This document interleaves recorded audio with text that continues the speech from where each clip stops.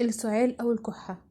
طبعا امهات كتير قوي اول ما ابنها بتيجي كح هتبقى عارفة خلاص كده ايه، داخلين في موال وداخلين في حوار كبير وربنا يستر. ساعات بتبقى الكحة عابرة كده هو، وساعات بتبقى بداية لتعب. طيب انا اتصرف ازاي مع الكحة، وامتى ان انا اروح لدكتور؟ السلام عليكم ورحمة الله وبركاته. أهلا بيكي في قناة أسس التربية وتعديل السلوك. لأول مرة تشوفي القناة تعملي اشتراك وكمان تفعلي الجرس على الكل عشان يجيلك كل الفيديوهات الجديدة. طيب الكحة طبعا أول ما الطفل بيبتدي يكح ببقى عارفة ان هو كده احتمال يعني يبقى فيه مشكلة أو موضوع يبقى عابر والدنيا تمام. طيب امتى ان انا اعرف ان فيه مشكلة وان انا المفروض اروح لدكتور؟ اول حاجة لو درجة الحرارة ارتفعت عن 38 درجة مئوية او اكتر لطفل عنده اقل من 3 شهور، يعني الطفل لسه مكملش 3 شهور ودرجة حرارته اعلى من 38 درجة مئوية، 38 وانت طالعة، يبقى كده ايه، انا عندي مشكلة لازم اروح للدكتور. طيب لو طفل بقى اكتر من 3 شهور وحرارته اعلى من 39 وانتي طالعة، يبقى برضك عندي مشكلة وان انا لازم اكلم الدكتور واروح للدكتور. يبقى درجة الحرارة دي اول مقياس عندنا، اللي هو اروح للدكتور ولا لا. اطفال اقل من 3 شهور 38، اعلى من 3 شهور 39. تمام. لو لقيتي الطفل مش عارف يبلع، يعني ترضعيه ما بيبلعش، مش عارف يبلع، اللبن بيقف هنا في زوره ومش عارف يبلع، يبقى في هنا احتقان في الزور، فانا لازم ان انا اعالج المشكله بسرعه، لان ما عالجتش المشكله مش هيعرف يرضع والموضوع هيسوء والمشكله هتسوء. تمام. فلازم ان انا الاقي خلاص مش عارف يبلع اروح اكشف عليه. تمام. هتلاقي ممكن ساعات طفل بيريل كده هو سوري يعني، او بيخرج اللعاب بتاعه وصعب عنده صعوبة في الأكل، فلازم أروح للطبيب. طيب وإيه تاني؟ ممكن يظهر عليه أعراض تانية زي مثلا طفح جلدي، تلاقي مثلا صدره بيوجعه، عنده ألم في الصدر، عنده صداع، عنده زوره بيوجعه، التهاب في الحلق. تمام. ألم في الأذن لأن الرشح أو البرد أو كده، لو استمر الرشح كتير ممكن يسبب ألم في الأذن. ممكن الرشح الكتير ده ينزل على الصدر فيقفل الصدر. تمام. فيعمل له مشكلة في الصدر ونحتاج جلسات تنفس والكلام ده. ف يعني ايه، احنا بنلحق الطفل من بدري. هو الطفل دلوقتي عنده مشكلة في الأذن، تمام، اروح اكشف عليه.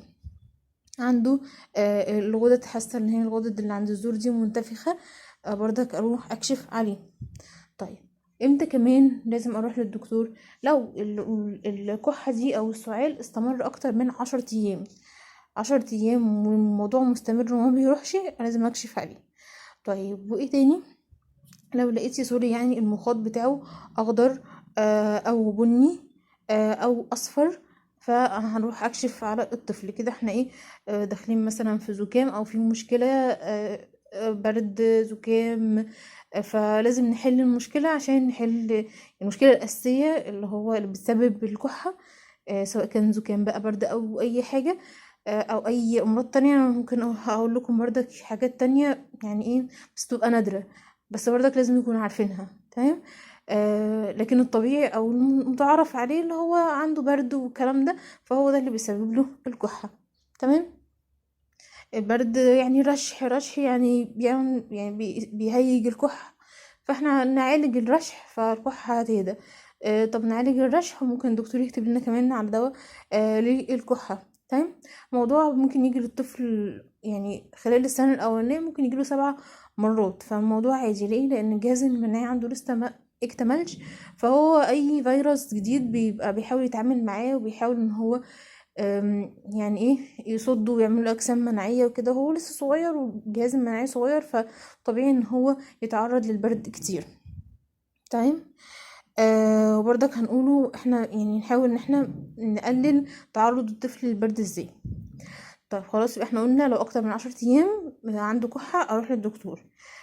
طيب وكمان لو مثلا ايه، تهدى شوية وترجع تاني، تهدى شوية وترجع تاني 3 او 4 اسابيع، وبالليل بالذات بيبقى بيكح كتير ومش عارف ينام، لازم اروح للدكتور. الموضوع بيأثر على النوم، عارفين النوم مهم جدا، لازم ان انا اروح للدكتور. طيب احنا كده قلنا امتى ان انا اروح للدكتور، وهي الاوقات اللي لازم اروح فيها للدكتور، والحاجات اللي انا لو شفتها في الطفل لازم ان انا اروح للدكتور.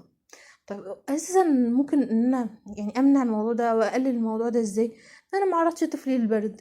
يعني مثلا اكون مدفيه كويس، طبعا مش دفى اللي هو يحرره، اكون مدفيه كويس بالمعقول زي ما احنا ما قلنا كتير. ما اعرضوش لتيارات هوا. مثلا لو ما لو فيه شتاء او كده، ما احاولش ان انا احميه كتير. تمام، لو حميته ما اعرضوش لتيار هوا. تمام، لو في تيار هوا في الشقة، آه مثلا أثناء النوم أو كده في هوا بيدخل للبيبي، لازم إن أنا أقفله وأدفيه كويس. أعرف السبب الحقيقي، يعني هو جاله مرة مرتين برد. تمام، أشوف السبب هو بيجيله من إيه. بيجيله من الحتة الفلانية، أو عشان أنا عملت كذا، عشان أنا نزلت بيه في الوقت الفلاني، فأنا إيه احاول ان انا اتفادى الحاجات اللي بتؤثر عليه وبتعمل له ايه، بتعمل له البرد. خلاص كده احنا قلنا ايه هي الاوقات اللي لازم اروح فيها للدكتور. تمام، ممكن يبقى الموضوع عرضي حاجه كده بسيطه، ممكن يكون لا مرض ولازم ان هو يتعالج. تمام. قلنا ازاي ان احنا نحاول ان احنا نتعرف هو بيجيله منين، ونمنع السبب اللي هو بيجيله منه البرد ده. طيب، في حاجات بقى احنا قلنا هتبقى نادرة، بس احنا برضك لازم ان احنا نعرفها. في حاجات بتبقى برضك بتسبب الكحة غير البرد، زي التهاب القصبة الهوائية. تمام، يعني القصبة الهوائية بتاعة الطفل، احنا طبعا خدنا الجهاز التنفسي. القصبة الهوائية دي اللي في الصدر دي بتبقى في النص كده، دي بيبقى عندها التهاب، بيجيلها التهاب. تمام، وده بيبقى سبب برضك فيروسات، وبيسبب عدوى للطفل. تمام، وده الموضوع اللي هو ممكن يتطور بعد كده ويعمله التهاب رئوي. تمام، لا قدر الله يعني. فاخلي بالي من الكحة، واشوف ان هي ممكن تكون يعني اعراض لحاجة، يعني لا قدر الله تبقى كبيرة، فعشان كده خلي بالي واركز معاها واشوف في اعراض زيادة عن الكحة، اروح جاية رايحة للدكتور. طيب، في تاني حاجة اسمها الخنوق او الخانوق.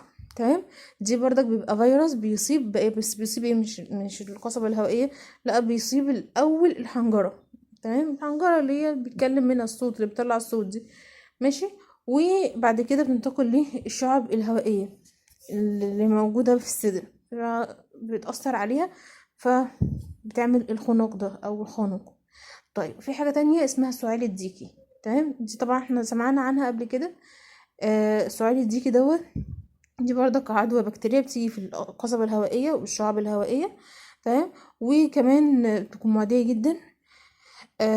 طب ان انا احمي طفلي ازاي من السعال الديكي دوت؟ في تطعيمات بتتاخد الطفل لما بيتولد مخصوصة للسعال الديكي، وفي تطعيمات اساسا ممكن تاخديها وانتي حامل عشان ما تجيلوش ما يجيلوش المرض ده.